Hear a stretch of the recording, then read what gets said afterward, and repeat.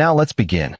The December rain hammered against the windshield as Robert Archer pulled into the Mercy General parking lot. He'd driven 3 hours straight from his office in Portland, his assistant's frantic call still echoing in his mind. "Your son is here. You need to come now." Robert had built Archer Freight Solutions from a single truck to a logistics empire spanning the West Coast. He'd moved everything from medical supplies to classified government cargo, built relationships with people who owed him favors, and learned that information was the most valuable commodity of all. But none of that mattered when he saw the battered white van in the corner of the lot, condensation fogging its windows. He'd been estranged from Marcos for 2 years. Not by choice. Robert had fought to maintain contact after his son married Stephanie Compton. The Comptons were old Portland money, the kind of family who smiled at charity galas while crushing anyone they deemed beneath them. They'd never approved of Marcos, a talented muralist who chose art over their preferred son-in-law, some Ivy League lawyer or hedge fund manager. When Marcos stood his ground, choosing love over their ultimatums, the Comptons had smiled and waited. Robert knocked on the van's rear door. Silence. Then a child's wet cough, the sound rattling in small lungs. "Marcos. It's Dad." The door cracked open. His son looked like he'd aged a decade. Marcos had always been lean, but now he was gaunt, his artistic hands trembling as they gripped the door. Behind him, on a makeshift bed of blankets and pillows, lay 6-year-old Sophie, Robert's granddaughter. Her face was pale, lips cracked with fever. "Why aren't you in the apartment I'm paying for?" Robert kept his voice level, though rage simmered beneath. Marcos couldn't meet his eyes. "They? Stephanie's family. They had me evicted last week. Said I violated the lease, some clause Stephanie signed when we moved in. I didn't even know about it. They emptied our joint account that same day. $23,000. Gone." His voice broke. "Sophie needs medicine I can't afford. The doctors say it's pneumonia. They gave me samples, but they're running out." Robert looked at his granddaughter, remembering the bright little girl who'd once painted sunflowers on his office wall. The girl who called him Gramps and made him laugh for the first time since his wife died. Now she lay there, struggling to breathe in the back of a van. He looked back at Marcos. "Get your things. Both of you." "Dad, I can't ask you to." "You're not asking. I'm telling you. Pack. Now." "Why? What are you going to do?" Robert's expression hardened, the same look he wore when negotiating with people who thought they could intimidate him. "Because by tomorrow, they'll be the ones who can't afford anything." 2 hours later, Sophie was in a private room at Mercy General, the best pediatric pulmonologist in the city examining her. Robert had made 2 calls, one to the hospital administrator, another to a specialist he'd once helped relocate their elderly mother across the country on short notice. Favors, Robert had learned, were currency.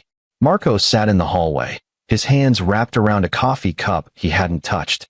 Robert studied his son, the boy he'd raised after his wife's death from cancer when Marcos was 12. They'd been close once, before Stephanie and her family drove a wedge between them. "Tell me everything," Robert said, sitting beside him. Marcos exhaled slowly. "I met Stephanie 4 years ago at an art gallery opening. She was different then, or maybe I was just too in love to see what was underneath. Her family hated me from the start. At our wedding, her father Chad didn't even shake my hand. Her mother Donna spent the reception telling anyone who'd listened that Stephanie was throwing her life away. But you tried to make it work." "I did. God, Dad, I really did. I took on commercial projects, steady work instead of the murals I wanted to paint. We moved into that apartment, the one in her family's building. I should have known it was a trap. Stephanie handled all the finances. She said it was easier that way, that I could focus on my art.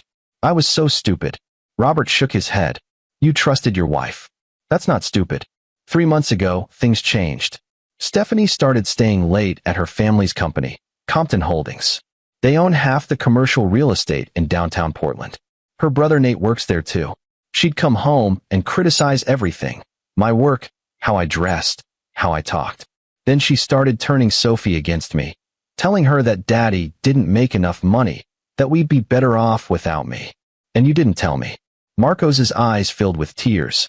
"She said if I went to you, she'd file for divorce and make sure I never saw Sophie again. Her family has lawyers, connections. I believed her. 2 weeks ago, I came home and she was gone. Took most of Sophie's things, her clothes, everything. left a note saying she was staying with her parents, that I could have supervised visitation if I signed over custody. You didn't sign. Of course not. She's my daughter. So last week, 2 sheriff's deputies showed up with an eviction notice. Stephanie had signed the lease as the primary tenant. I was just an occupant. When I went to the bank, our account was empty. She'd transferred everything to an account in her name only. Her lawyer served me papers the same day. Divorce, full custody, claiming I was an unfit parent because I couldn't provide stable housing. Robert's jaw tightened. Where's Sophie been through all this? Stephanie dropped her off 3 days ago. Said she had business to attend to, and I needed to step up. Sophie was already sick. I took her to the ER, but without insurance, Stephanie canceled our policy. They stabilized her and sent us away with samples. I've been staying in the van, parked here so I could bring her back if she got worse. Marcos's voice shook. I failed her, Dad. I failed my little girl. Robert gripped his son's shoulder. No, you fought for her. That's all that matters. Now let me fight for both of you. The next morning, Robert made calls from his downtown office while Marcos stayed with Sophie. His assistant, Elsa Gardner, had worked with him for 15 years. She understood that when Robert used his particular tone of voice, questions weren't welcome. I need everything on Compton Holdings and the Compton family. Chad, Donna, Nate, and Stephanie. Business dealings, property records, lawsuits, anything buried in public records. And Elsa? I need it by this afternoon. Consider it done. His second call went to Louis Lehman, a private investigator whose sister Robert had once helped when she needed to disappear from an abusive ex-husband. Louis's specialty was finding things people didn't want found. Robert, it's been a while. I need surveillance on a family. The Comptons. I want to know everywhere they go, everyone they meet, every transaction they make. Can you start today? For you? Already on it. What am I looking for specifically? Anything that doesn't add up. These people are old money, but old money always has secrets. Find them. The third call was more delicate. Johnny Watson answered on the first ring. Archer, didn't expect to hear from you. Johnny was a lawyer, not the corporate type who worked in glass towers, but the kind who fought in courtrooms against people who thought their money made them untouchable. He'd successfully sued a manufacturing company that had tried to stiff Robert on a contract years ago. Since then, they'd maintained a mutual respect. I need representation for my son. Custody case. The opposing party is the Compton family. Johnny whistled. Compton Holdings? You're not playing small ball. My granddaughter is sick because they threw my son out on the street and stole his money. I don't care how big they are. I'm in. Send me everything you have. By 3 p.m., Elsa had compiled a dossier that Robert studied with cold focus. Compton Holdings owned 43 commercial properties in Portland, with recent expansions into residential developments. Chad Compton served on various nonprofit boards, always photographed at charity events with that practice smile. Donna chaired a women's foundation. Nate had graduated from Stanford Business School and worked as VP of Development.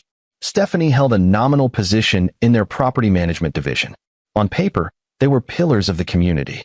But Robert had built his career on understanding what moved beneath surfaces. There's something else, Elsa said, sliding another file across his desk. 3 properties Compton Holdings acquired in the past year. The purchase prices seem low, significantly below market value. And all 3 sellers were elderly, single owners. Robert scanned the documents. Possible elder exploitation? Can't prove it yet. But it's worth investigating. His phone rang. Louis. Already got something.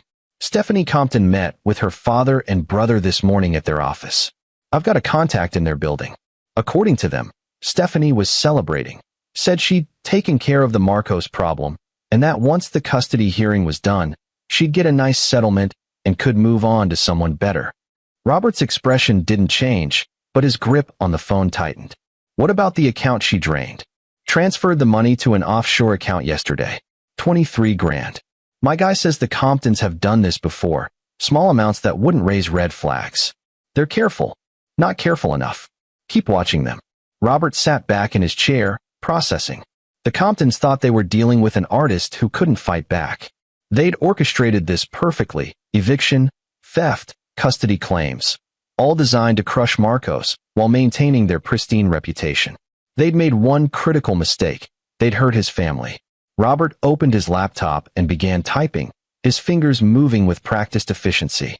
He'd spent 30 years building a network of drivers, warehouse managers, dock supervisors, customs officials, people who moved goods and information across the country, people who owed him favors, people who understood that Robert Archer always paid his debts and always collected on theirs.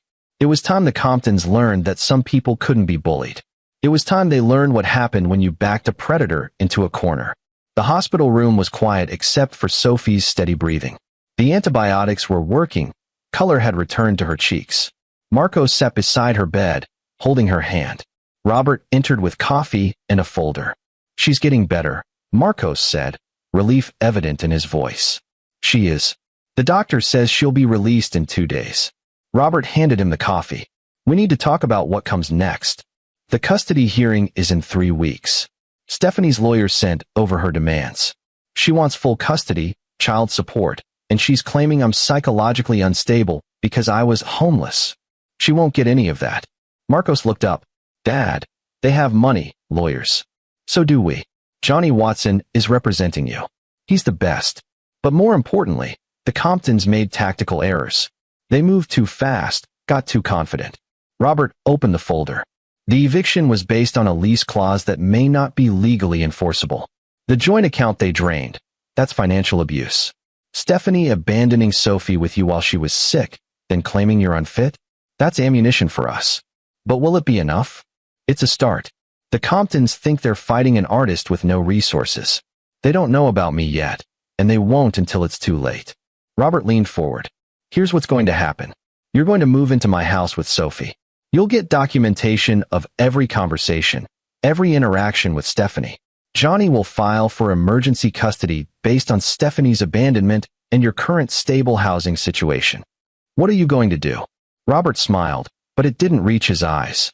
"I'm going to make sure that when this is over, the Comptons regret the day they decided to destroy my family." "Dad, don't do anything illegal. I won't have to.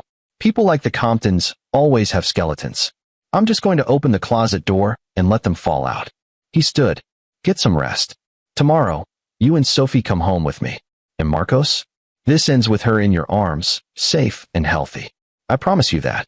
After Robert left, Marcos looked at his sleeping daughter. For the first time in months, he felt something he'd almost forgotten: hope. In his office that evening, Robert made one more call. This one to Art Schaefer, a forensic accountant who'd helped him untangle a competitor's fraudulent billing scheme years ago.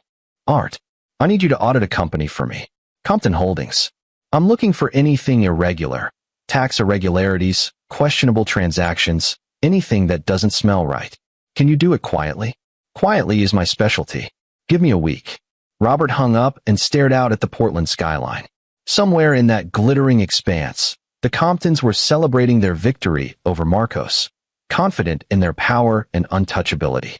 They had no idea the war had just begun, and Robert Archer had never lost a war.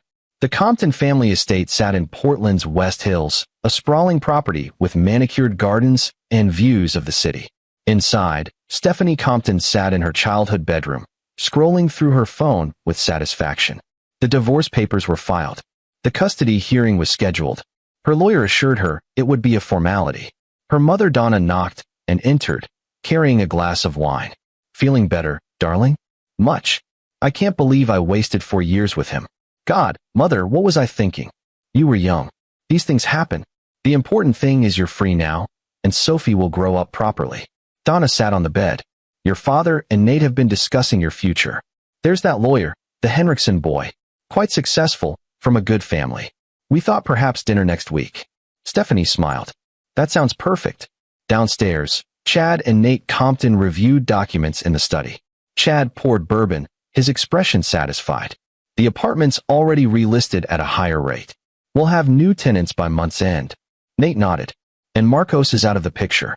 He doesn't have the resources to fight us. His father might be wealthy, but Robert Archer's in freight, not law. He can't touch us. Still, keep an eye on the situation. I don't like loose ends." "Understood. But honestly, Dad, this was almost too easy. Marcos never saw it coming." Chad raised his glass. "To family, and to knowing when to cut dead weight." They drank, unaware that across town, Robert Archer was systematically dismantling the foundation of everything they'd built. The next morning, Robert picked up Marcos and Sophie from the hospital.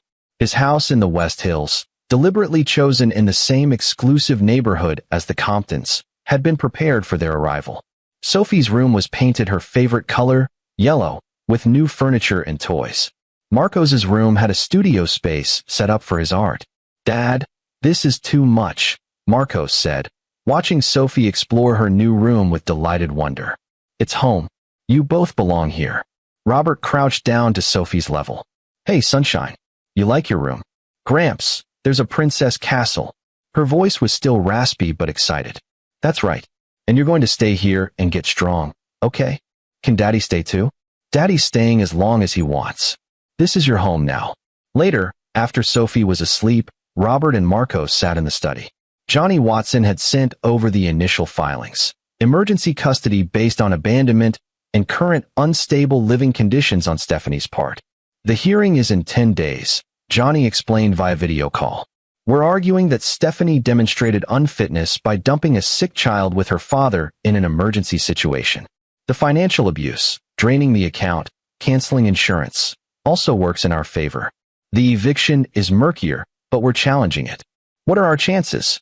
Marcos asked. "Better than they were yesterday. Robert's house provides stability.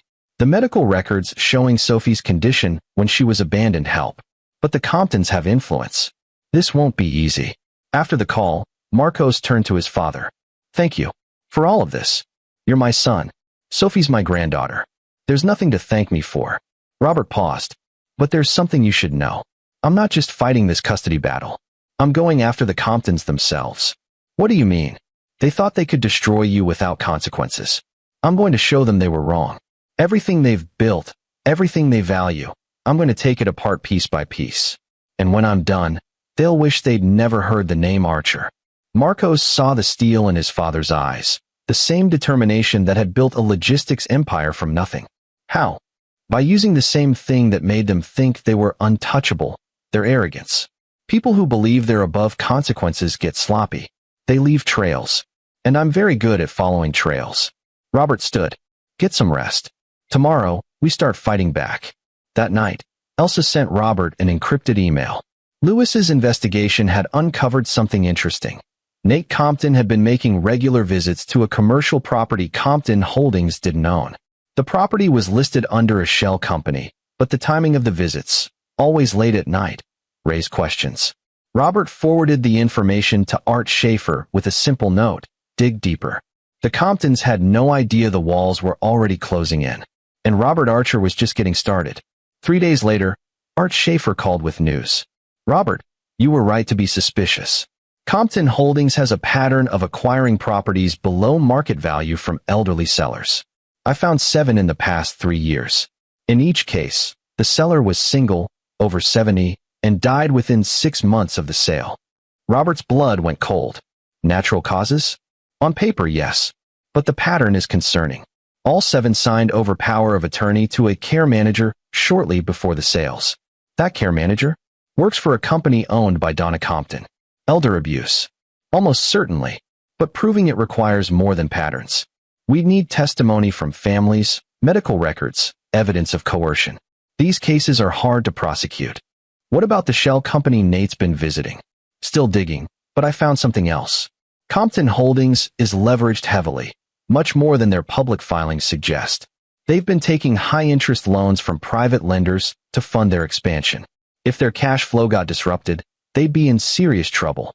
Robert absorbed this. The Comptons weren't as financially secure as they appeared, and if they were involved in elder abuse, that was both morally reprehensible and legally actionable. "Keep digging. I want everything." His next call was to Lewis. "The property Nate's been visiting. Can you get inside? Already ahead of you. It's a warehouse in the industrial district. No cameras inside, but I've got exterior surveillance. Whatever he's doing there, he doesn't want it documented. Drugs? Stolen goods? Can't tell without getting inside. But I've got a guy who might be willing to take a look. Former warehouse worker, knows the layout. For the right price, he can get us photos. Do it.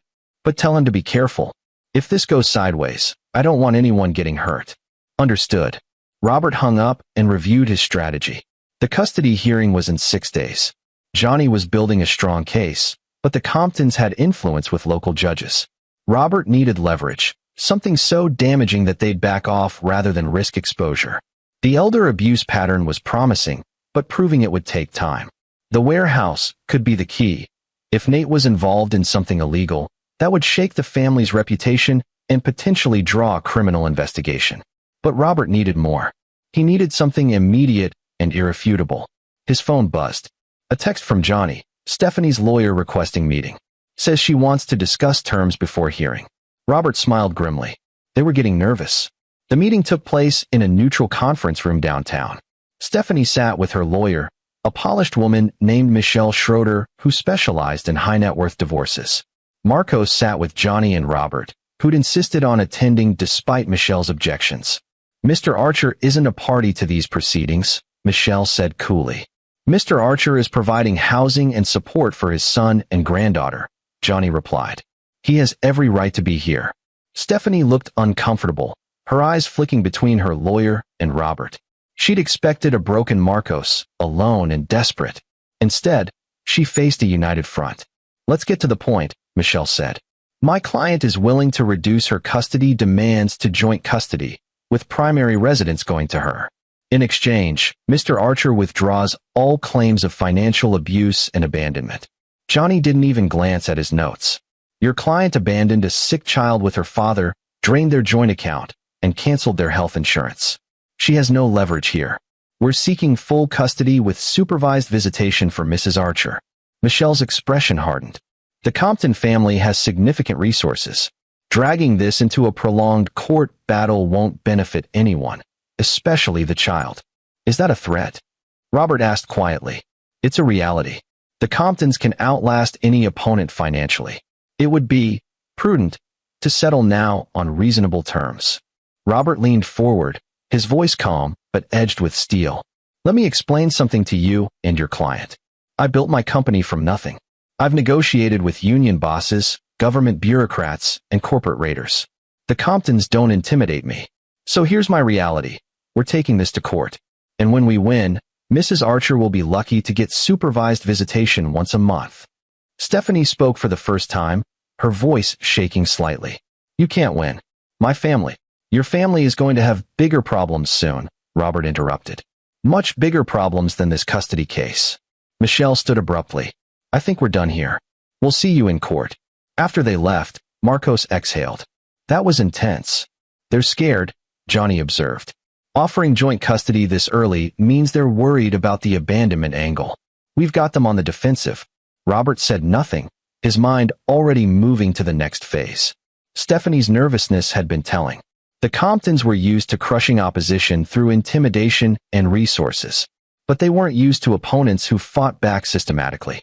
That evening, Lewis called with an update. My guy got into the warehouse. Robert, you're not going to believe this. It's full of construction materials, copper wire, expensive fixtures, high-end appliances. All still in manufacturer packaging. Stolen. Looks that way. But here's the interesting part. The invoices my guy photographed match several Compton Holdings construction projects. They're buying materials at full price for their developments, then storing identical materials in this warehouse. Robert understood immediately. Insurance fraud. They're claiming theft on their construction sites, getting insurance payouts, then reselling these stolen materials. Exactly. It's actually brilliant if you ignore the whole massive fraud aspect. They've probably pulled this on a dozen projects. Can you get more documentation? Already working on it. But Robert, if they catch wind of this investigation, they'll clean out that warehouse overnight. Then we move fast. I want every piece of evidence documented within 48 hours. Photos, invoices, everything. You got it. Robert sat back, the pieces falling into place. Elder abuse, insurance fraud, and a pattern of financial manipulation. The Comptons had built their empire on exploitation and fraud, protected by their reputation and social standing. But reputations could be destroyed, and Robert had all the tools he needed to do exactly that. The custody hearing was in 5 days. But Robert wasn't planning to wait that long. It was time to start the demolition. The next morning, Robert made a call to an old friend at the Portland Tribune, Martha Snyder. She'd been an investigative reporter for 20 years, with a reputation for breaking stories others wouldn't touch. Martha, I have something that might interest you. Robert Archer calling with a story tip? This must be good. It's about Compton Holdings and a pattern of elder abuse in their property acquisitions. I'm sending you documents, 7 cases where elderly homeowners sold properties below market value, then died shortly after. All signed over power of attorney to a care manager employed by Donna Compton's company. There was a pause. The Comptons? Robert, they're one of the most respected families in Portland. And they have very good lawyers. I know. That's why I'm giving you the documentation to verify independently. If the story holds up, it's yours. But Martha, there's a time element. I need this published before the end of the week. That's a tight turnaround for this level of investigation. I understand. But there's a little girl involved, my granddaughter, and the Comptons are trying to take her away from her father. I need the truth about this family out there before the custody hearing. Martha was quiet for a moment. Send me everything. I'll see what I can verify. But Robert, if this doesn't hold up, it will. I guarantee it. He sent the files and then called Art Schaefer. I need you to talk to Martha Snyder at the Tribune. She's investigating the elder abuse angle. Give her access to your analysis. Happy to help.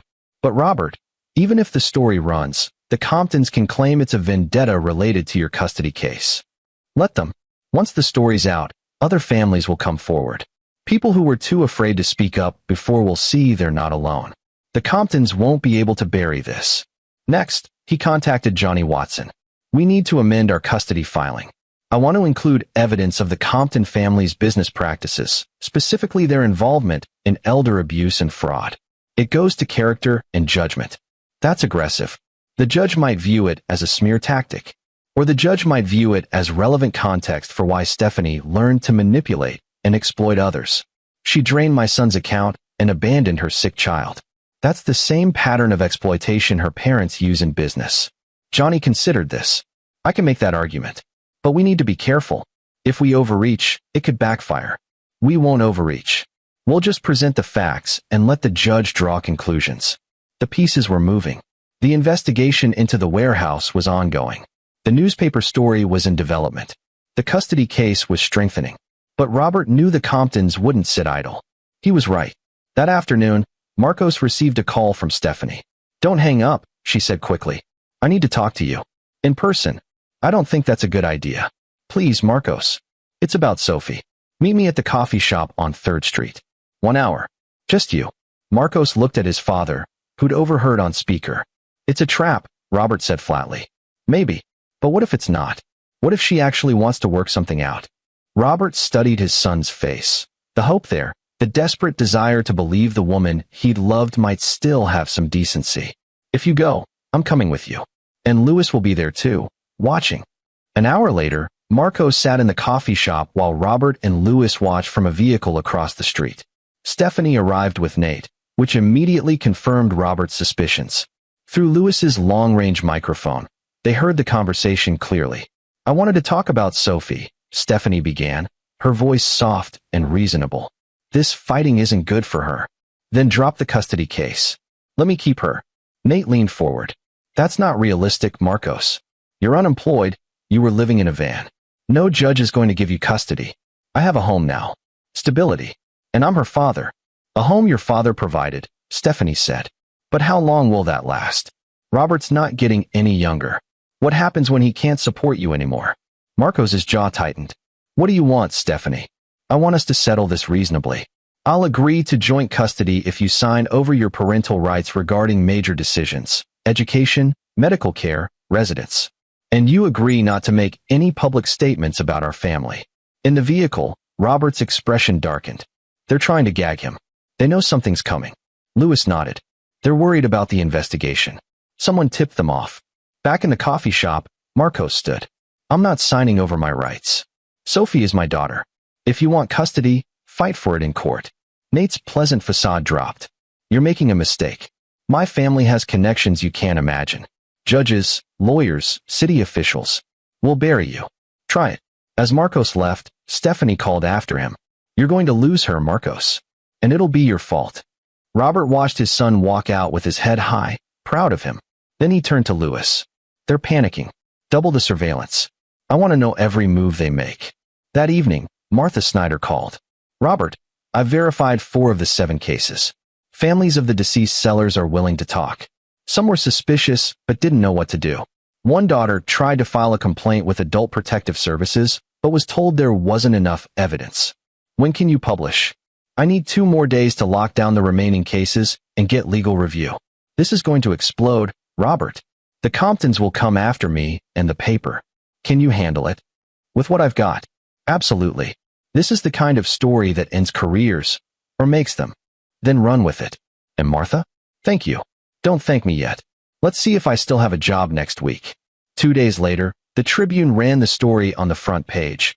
Prominent Portland family linked to elder abuse in property deals. The article detailed the pattern of questionable sales, the connection to Donna Compton's care management company, and included heartbreaking interviews with families who felt their elderly relatives had been manipulated. The response was immediate and explosive. The Compton family went into crisis mode. Chad held an emergency meeting with their lawyers and PR team. The conference room at Compton Holdings buzzed with tension. This is a hit piece orchestrated by Robert Archer, Chad insisted. It's retaliation for the custody case. Their lead attorney, a sharp-eyed man named Ed Baker, shook his head. The timing is suspicious, but the documentation is solid. The Tribune verified its sources. We can't dismiss this as fabrication. Donna looked pale, her usual composure shaken. I've done nothing wrong. The care management company provides legitimate services. If some families feel their relatives were coerced, that's unfortunate, but it's not criminal. It will be if the DA decides to investigate, Ed replied. And with this kind of publicity, they'll have to at least look into it. Nate slammed his hand on the table. This is exactly what Archer wanted. Destroy our reputation so we look bad in the custody hearing. It's working, Stephanie said quietly. I've had 3 friends text me this morning asking if the story is true. People are talking. Chad stood, his face flushed with anger. We hit back. Hard. File a defamation suit against the Tribune and Robert Archer. Drag him into court. Make him regret ever crossing us. Ed held up a hand. That's a terrible idea. It would look like we're trying to silence legitimate journalism. And if we sue Archer, his lawyers will get discovery access to all your business records. Do you really want that? The room fell silent. What do we do? Donna asked finally. We contain the damage. Issue a statement denying any wrongdoing. Emphasize your charitable work, and hope this blows over before the custody hearing. But it didn't blow over. By that afternoon, 3 more families had come forward with similar stories. The district attorney's office announced a preliminary review, and Adult Protective Services opened an investigation into Donna's care management company. At Robert's house, Marcos watched the news coverage with a mixture of shock and guilt. Dad, I didn't want you to destroy them. I just wanted Sophie back. Robert turned off the television. I didn't destroy them. They destroyed themselves through years of exploitation. I just made sure people knew the truth. He placed a hand on his son's shoulder. The Comptons have hurt a lot of people, not just you and Sophie. They deserve to face consequences. But what if this makes the custody case harder? It won't. Their lawyer was right. This makes them look bad. And tomorrow, when we walk into that courtroom, the judge will see Stephanie Compton in a very different light. The custody hearing began the next morning in a packed courtroom. Judge Rebecca Morrow, known for her no-nonsense approach to family law, reviewed the case files with a stern expression. Stephanie sat with Michelle Schroeder, looking polished and composed despite the media circus surrounding her family. Marcos sat with Johnny and Robert, who'd been allowed to attend as a support person. Johnny opened with a straightforward presentation of facts. Stephanie's abandonment of Sophie while the child was ill, the drained joint account, the canceled insurance, and the eviction that left them homeless. Medical records documented Sophie's condition. Photographs showed the van they'd been living in. Michelle countered with character witnesses who testified to Stephanie's dedication as a mother during the marriage. She produced financial records showing Marcos's sporadic income and argued that Stephanie's actions were necessary to protect her daughter's future. But when Johnny cross-examined Stephanie, cracks appeared. Mrs. Archer, when you left your daughter with her father on November 10th, was she showing symptoms of illness? She had a slight cough. A slight cough? Medical records indicate she had a fever of 102 and difficulty breathing. Did you take her to a doctor before leaving her with your husband? I thought it was just a cold. But you didn't take her to a doctor? No. And yet you claim my client is the unfit parent? Michelle objected, but the damage was done. Judge Morrow's expression had shifted from neutral to skeptical. Johnny continued, Mrs. Archer, did you drain your joint account with Mr. Archer on November 7th? I transferred my money to a separate account. Your money? The account was joint. You withdrew $23,000, the entirety of the account balance, without informing your husband. Did you consider that he might need those funds for expenses? For your daughter's medical care? I assumed he'd figure something out. You assumed he'd figure out how to pay for medical care with no money, no insurance, and no home. Objection, Michelle said sharply. Argumentative. Sustained, the judge said. But I'd like to hear the answer. Stephanie faltered. I was upset. We were getting divorced.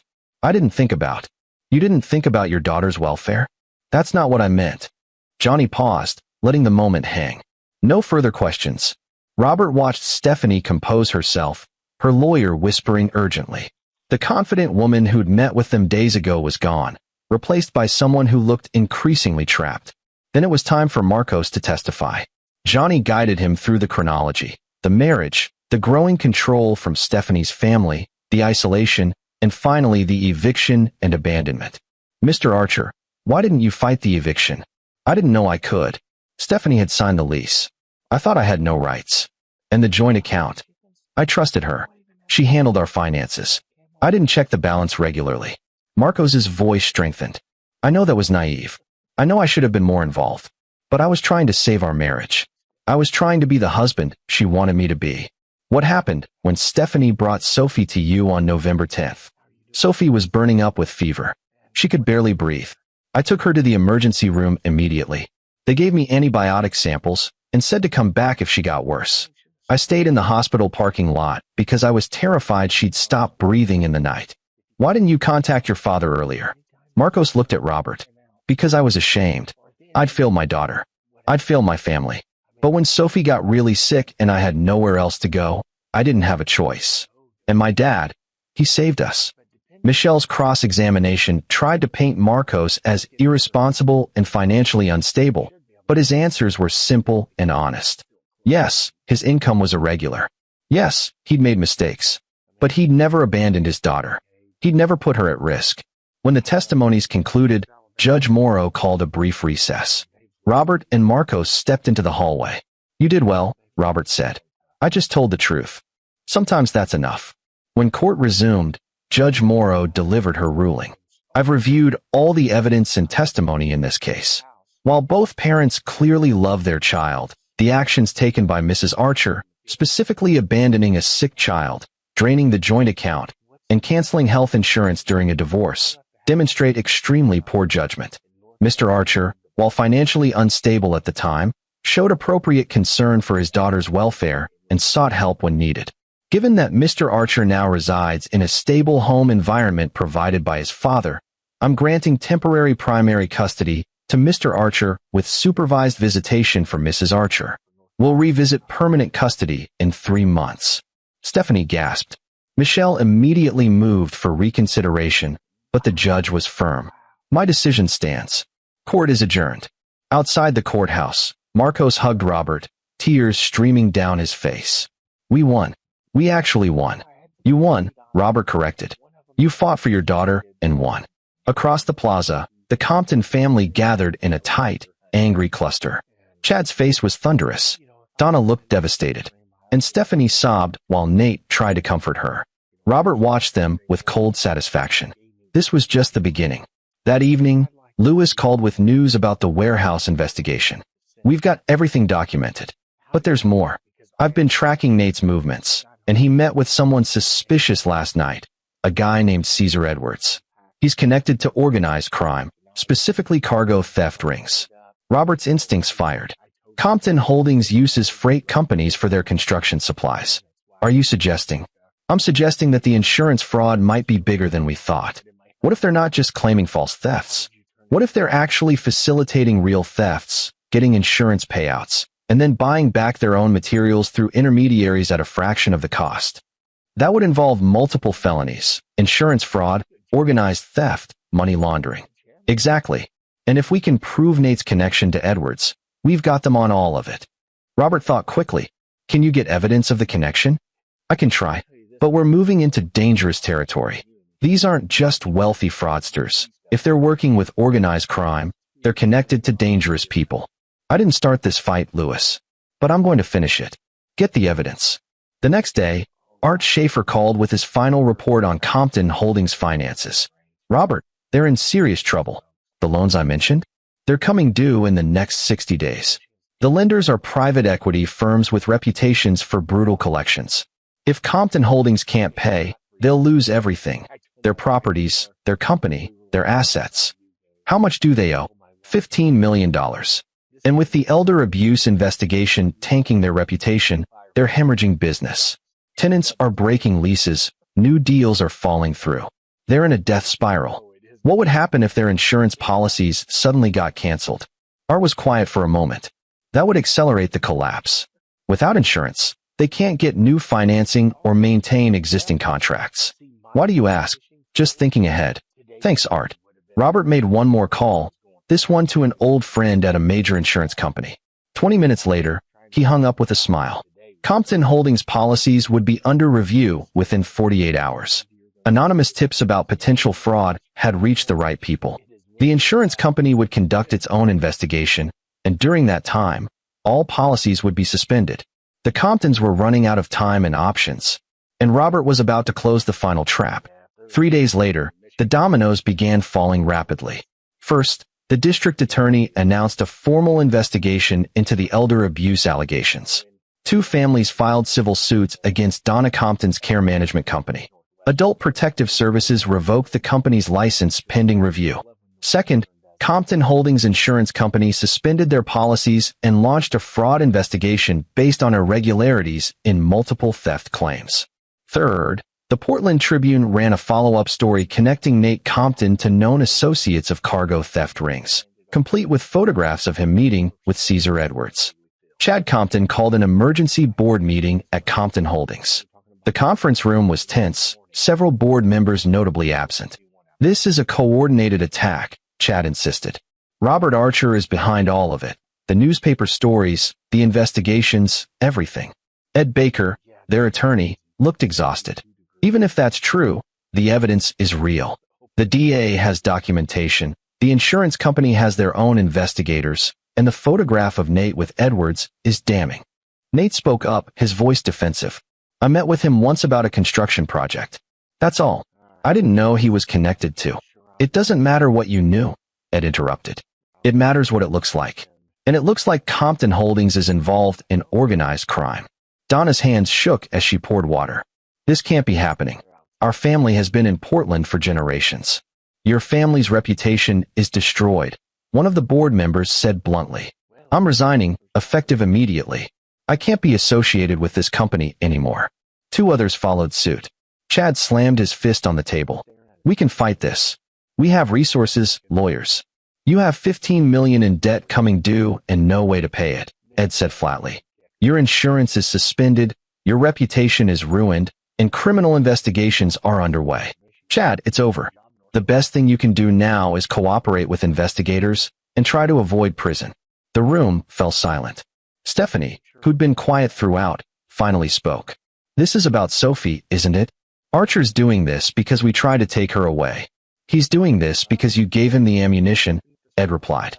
Every crime, every fraud, every unethical decision your family made over the years, he just exposed it. You did this to yourselves. That night, Robert received a call from Johnny Watson. Stephanie's lawyer contacted me. She wants to surrender full custody to Marcos immediately. No visitation fight, no appeals. She just wants out. Robert felt a grim satisfaction. What changed her mind? Probably the realization that her family's about to be indicted on multiple felonies. She can't fight a custody battle from prison. Plus, I think she genuinely didn't understand how bad things were until now. Get it in writing. I want this locked down before she changes her mind. Within 24 hours, the custody agreement was signed. Sophie was legally Marcos's daughter, with Stephanie relinquishing all parental rights voluntarily. When Marcos told Sophie that she'd be staying with him and Gramps forever, the little girl threw her arms around his neck. Forever and ever, sunshine. Robert watched from the doorway, feeling the first true peace he'd had in weeks. His family was safe. His granddaughter was home. But the Comptons' reckoning wasn't finished yet. The final collapse came swiftly. Federal investigators, alerted by the insurance fraud case, began examining Compton Holdings' financial records. They discovered a web of illegal activities: the insurance fraud scheme, kickbacks from contractors, money laundering through shell companies, and connections to organized crime. Chad and Nate were arrested and charged with multiple felonies. Donna faced charges related to the elder abuse scheme. Stephanie, who'd been peripherally involved in the family business, was offered immunity in exchange for testimony. The Compton estate was seized as proceeds of criminal activity. Their properties went into receivership. The company that had dominated Portland real estate for decades was dissolved, its assets sold to pay debts and restitution to victims. Martha Snyder won a journalism award for her investigative series. The families of the elderly victims received settlements from the company's remaining assets. And Adult Protective Services implemented new oversight regulations for care management companies. Robert stood in the courtroom when Chad and Nate were sentenced. Chad received 8 years for fraud and racketeering. Nate got 12 for his direct involvement with organized crime. Donna, who'd cooperated with investigators, received 5 years probation and was banned from any role in elder care. As they were led away, Chad looked across the courtroom and met Robert's eyes. The recognition there was clear. He understood now who had orchestrated his downfall. Robert held his gaze steadily, no triumph in his expression, just cold certainty that justice had been served. Outside the courthouse, Marcos waited with Sophie. "Is it over?" Marcos asked. "It's over," Robert confirmed. "I still can't believe everything that happened. How they just collapsed. They built their empire on exploitation and fraud. Empires like that always fall eventually. I just helped it happen a little faster." Robert looked at his son. "What matters now is moving forward. You have Sophie. You have your art. What are you going to do with it?" Marcos was quiet for a moment. "I want to start painting again. Real painting, not just commercial work. Sophie's been asking me to teach her. Then teach her. Show her that creating something beautiful is its own reward. That integrity matters more than money or status. You showed me that too, Dad. I'm sorry it took me so long to remember." Robert pulled his son into a hug. "You never forgot. You just needed reminding." 6 months later, Marcos held his first gallery opening in 10 years. The paintings reflected his journey, the darkness of loss and betrayal, the light of redemption and family. Sophie's small painting of sunflowers hung in a place of honor, labeled Artist Sophie Archer, age 6. The gallery was packed with friends, art collectors, and media. Robert stood in the back, watching his son bask in well-earned recognition. Louis Lehman approached with a beer. "Quite a turnout. Marcos is talented. People are finally seeing it. You know the Comptons appealed their sentences?" "I heard. They'll lose." "You sound certain." "I am. The evidence was overwhelming, and they have no leverage left. They're done." Robert took a sip of his drink. "How's your sister?" "Thriving. She asks about you sometimes. Says you saved her life." "I just helped her start over." "She saved herself. Same thing you did for Marcos." Robert shook his head. "Marcos saved himself. And Sophie, he just needed the opportunity to do it." As the evening wore on, Sophie tugged on Robert's hand. "Gramps, did you see my painting?" "I did. It's beautiful. Daddy says I'm going to be a great artist someday." "I believe him. Will you help me paint more sunflowers tomorrow?" Robert crouched down to her level. This little girl who'd been so sick and scared months ago, now healthy and happy and full of dreams. "I'd love to." Later, as the gallery emptied and Marcos dealt with collectors interested in his work, Robert stepped outside into the cool Portland evening. His phone buzzed with an email, a quarterly report from Archer Freight Solutions. The company was thriving, expanding into new markets. But for the first time in 30 years, Robert wasn't thinking about business. He was thinking about his son, finding his voice again through art. He was thinking about his granddaughter, learning that the world could be both beautiful and just. He was thinking about the Comptons, facing the consequences they'd evaded for so long. Justice, Robert had learned, wasn't always swift. But when it came, it was absolute. The door opened behind him. Marcos stepped out, his face flushed with success. "Dad, there's someone inside who wants to commission a mural for their building. A big one. 6 figures." Robert smiled. That's wonderful. I couldn't have done this without you. Without everything you did. You would have found your way back eventually. Maybe. But you made sure Sophie and I were safe while I did. You gave us a second chance. Robert put his arm around his son's shoulders. That's what family does. We protect each other. We fight for each other. And when someone threatens what we love, we make sure they understand the cost of that mistake. They stood together in comfortable silence, watching the Portland skyline glitter in the distance. What do we do now? Marcos asked. Now? We go home. Tomorrow, you start planning that mural. Next week, Sophie starts our classes. And the week after that, we take a family vacation, somewhere with a beach and sunshine. That sounds perfect. They walked back inside together, father and son, united by battle and bound by love. The Comptons were gone, their empire reduced to rubble and prison sentences. The victims they'd exploited had received justice. And the Archer family, Robert, Marcos, and little Sophie, had survived, stronger than before. Robert Archer had spent his life moving freight, navigating complex logistics, and solving impossible problems. But his greatest success had nothing to do with business. It was standing here, watching his son thrive and his granddaughter laugh, knowing he'd protected what mattered most. Everything else was just details. And Robert Archer had always been very, very good with details. This is where our story comes to an end. Share your thoughts in the comments section. Thanks for your time. If you enjoy this story, please subscribe to this channel. Click on the video you see on the screen, and I will see you there.